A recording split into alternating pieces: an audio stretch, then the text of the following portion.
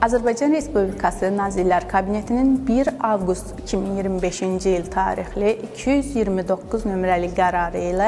Sedan Məhdud Məsuliyyətli Cəmiyyəti Azərbaycan Dövlət Su Ehtiyatları Agentliyinin strukturuna daxil olmayan, lakin onun tabeliyində fəaliyyət göstərən qurumlardan biri, o cümlədən agentlik yanında suların istifadəsinə və mühafizəsinə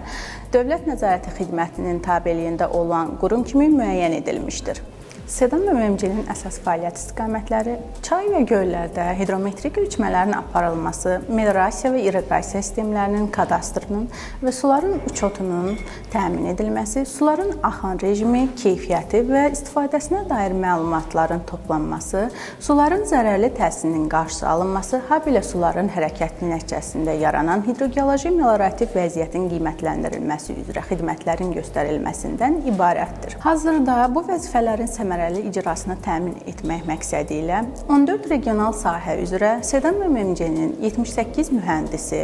və 164 müşahidəçisi su ehtiyatlarının istifadəsinə və mühafizəsinə nəzarət istiqamətində fəaliyyət göstərir.